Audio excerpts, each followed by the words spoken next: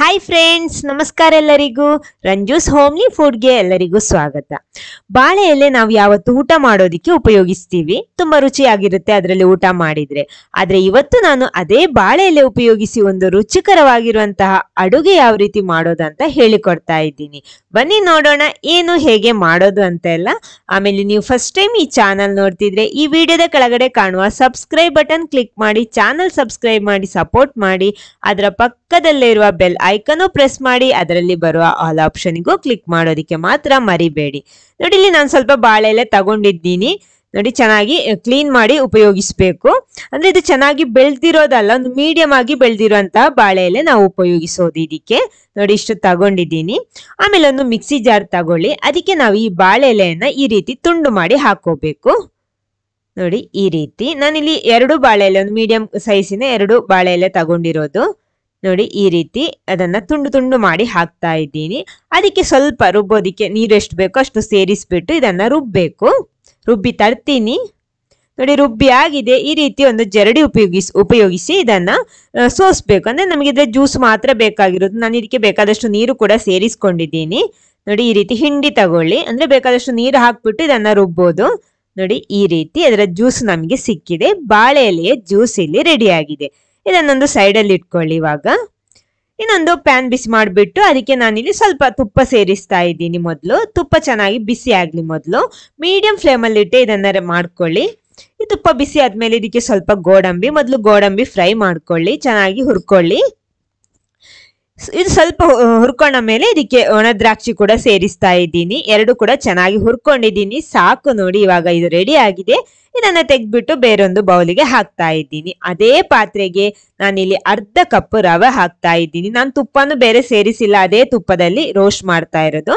ಅಂದ್ರೆ ನಾವು ಇಲ್ಲಿ ಉಪ್ಪಿಟ್ಟು ಮಾಡೋ ರವೆ ಉಪಯೋಗಿಸಿರೋದು, ಚಿರೋಟಿ ರವೆ ಅಲ್ಲ. ಇದನ್ನ ಹುರ್ಕೊಳ್ಳಿ ಮೀಡಿಯಂ ಫ್ಲೇಮಲ್ಲಿ. ನೋಡಿ, ಚೆನ್ನಾಗಿ ಹುರ್ಕೊಂಡಿದ್ದೀನಿ. ಇವಾಗ ಇದು ಕೂಡ ಸಾಕು. ಇದನ್ನ ಕೂಡ ಇನ್ನೊಂದು ಪ್ಲೇಟಿಗೆ ಹಾಕಿಡ್ತಾ ಇದ್ದೀನಿ.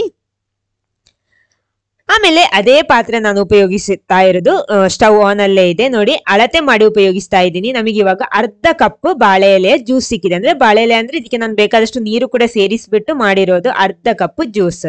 ನಾವಿಲ್ಲಿ ಅರ್ಧ ಕಪ್ ರವೆ ತಗೊಂಡಿರೋದು. ಅದಕ್ಕೆ ಟೋಟಲ್ 2 ಕಪ್ ನೀರು ಬೇಕು. ಅದಕ್ಕೆ ಅರ್ಧ ಕಪ್ ಬಾಳೆ ಎಲೆ ಜ್ಯೂಸ್ ಮತ್ತು 1.5 ಕಪ್ ನೀರು ಸೇರಿಸ್ತೀನಿ ನಾನಿಲ್ಲಿ. ಅವಾಗ ಕರೆಕ್ಟ್ 2 ಕಪ್ ಸಿಗುತ್ತೆ ನಮಗೆ. ನೋಡಿ, 2 ಕಪ್ ಆಗಿದೆ. ಇವಾಗ ಇನ್ನು ಇದಕ್ಕೆ ಸ್ವಲ್ಪ ಉಪ್ಪು ಕೂಡ ಸೇರಿಸ್ತಾ ಇದ್ದೀನಿ. ಇದು ಚೆನ್ನಾಗಿ ಕುದಿಲಿ. ನೋಡಿ, ಚೆನ್ನಾಗಿ ಕುದಿ ಬರ್ತಾ ಇದೆ. ಇವಾಗ ನಾನು ಇದಕ್ಕೆ ಸ್ವಲ್ಪ ಅಂದ್ರೆ ಒಂದು ಅರ್ಧ ಟೀ ಸ್ಪೂನ್ ನಷ್ಟು ಏಲಕ್ಕಿ ಹುಡಿ ಕೂಡ ಸೇರಿಸ್ತೀನಿ. ಇನ್ನು ಇದು ಸ್ವಲ್ಪ ಒಂದು 5 ನಿಮಿಷ ಆದ್ರೂ ಮೀಡಿಯಂ ಫ್ಲೇಮ್ ಅಲ್ಲಿ ಚೆನ್ನಾಗಿ ಕುದಿ ಬರ್ಬೇಕು. ಯಾಕಂದ್ರೆ ಬಾಳೆ ಎಲೆಯ ಒಂದು ಹಸಿ ವಾಸನೆ ಹೋಗೋದಿಕ್ಕೋಸ್ಕರ 5 ನಿಮಿಷ ಕಳೆದ ಮೇಲೆ ಹುರಿದಿಟ್ಕೊಂಡಂತ ರವೆ ಇದೆಯಲ್ಲ, ಅದನ್ನ ಸ್ವಲ್ಪ ಸ್ವಲ್ಪ ಹಾಕ್ಬಿಟ್ಟು ಈ ರೀತಿ ಮಿಕ್ಸ್ ಮಾಡ್ಕೊಳ್ಳಿ. ಕೈ ಆಡಿಸ್ತಾನೆ ಇರಬೇಕು, ಇಲ್ಲಾಂದ್ರೆ ಗಂಟು ಕಟ್ಕೊಳ್ಳುತ್ತೆ. ನೋಡಿ, ಈ ರೀತಿ ಸ್ವಲ್ಪ ಸ್ವಲ್ಪ ಹಾಕ್ಬಿಟ್ಟು ಫ್ಲೇಮ್ ಮೀಡಿಯಂ ಅಥವಾ ಲೋ ಫ್ಲೇಮ್ ಅಲ್ಲೇ ಇಟ್ಕೊಳ್ಳಿ. ಕಡಿಮೆ ಉರಿಯಲ್ಲಿಟ್ಟೆ ಮಾಡಬೇಕು. ನೋಡಿ, ಇನ್ನು ಕೈ ಆಡಿಸ್ತಾನೆ ಇರಬೇಕು. ರವೆ ಚೆನ್ನಾಗಿ ಬೇಯಬೇಕು ಇದ್ರಲ್ಲಿ. ನೋಡಿ, ರವೆ ಎಲ್ಲ ಚೆನ್ನಾಗಿ ಬೆಂದು ಇವಾಗ ಈ ರೀತಿ ಇದೆ. ಸಾಕು. ನೋಡಿ, ಈ ರೀತಿ ಬರಬೇಕು. ರವೆ ಎಲ್ಲ ಚೆನ್ನಾಗಿ ಬೆಂದಿದೆ. ಇವಾಗ ಕರೆಕ್ಟ್ ಆ ಬಾಳೆ ಎಲೆ ಹಸಿ ವಾಸನೆ ಎಲ್ಲ ಹೋಗಿದೆ. ಇವಾಗ ಇನ್ನು ಇದಕ್ಕೆ ಅರ್ಧ ಕಪ್ ಸಕ್ಕರೆ ಕೂಡ ಸೇರಿಸ್ತಾ ಇದ್ದೀನಿ. ಸಕ್ಕರೆ ಸೇರಿಸ್ಬಿಟ್ಟು ಇದನ್ನ ಪುನಃ ಮಿಕ್ಸ್ ಮಾಡ್ಕೊಳ್ಳಿ. ಸಕ್ಕರೆ ಕರಗಬೇಕು, ಅಷ್ಟು ಮಾತ್ರ ಸಾಕು. ಜಾಸ್ತಿ ಹೊತ್ತು ಕುದಿಸ್ಬೇಕಾದ ಅವಶ್ಯಕತೆ ಇಲ್ಲ. ನೋಡಿ, ಇವಾಗ ಸಕ್ಕರೆ ಎಲ್ಲ ಕೂಡ ಕರಗಿ ಇದು ರೆಡಿ ಆಗಿದೆ. ಇವಾಗ ಈ ರೀತಿ ಇದೆ. ಇನ್ನು ಇದಕ್ಕೆ ನಾನಿಲ್ಲಿ ತುಪ್ಪ ಸೇರಿಸ್ತಾ ಇರೋದು. ಲಾಸ್ಟ್ಗೆ ನಾನು ತುಪ್ಪ ಸೇರಿಸ್ತಾ ಇರೋದು ಒಂದು 3 ಟೇಬಲ್ ಸ್ಪೂನ್ ನಷ್ಟು ತುಪ್ಪ ಸೇರಿಸ್ತೀನಿ ಇದಕ್ಕೆ, ಈ ರೆಸಿಪಿಗೆ. ಅವಾಗ ಸ್ವಲ್ಪ ಸೇರಿಸ್ಕೊಂಡಿದ್ದೀವಿ ನಾವು. ಅದು ನೀವು ಹೆಚ್ಚು ಕಡಿಮೆ ಮಾಡ್ಬೋದು. ತುಪ್ಪ ಸ್ವಲ್ಪ ಜಾಸ್ತಿ ಸೇರಿಸಿದ್ರೆ ಚೆನ್ನಾಗಿರುತ್ತೆ. ಅಲ್ಲ, ನಿಮಗೆ ಕಡಿಮೆ ಬೇಕು ಅಂದ್ರೆ ಕಡಿಮೆನೂ ಹಾಕೋಬಹುದು. ಇನ್ನು ಈ ರವೆ ಇದೆಯಲ್ಲ, ಅದು ಈ ತುಪ್ಪ ಚೆನ್ನಾಗಿ ಎಳ್ಕೊಳ್ಳುವಷ್ಟು ಹೊತ್ತು ಇದನ್ನ ಮಿಕ್ಸ್ ಮಾಡಿದ್ರೆ ಸಾಕು, ಜಾಸ್ತಿ ಹೊತ್ತು ಬೇಡ.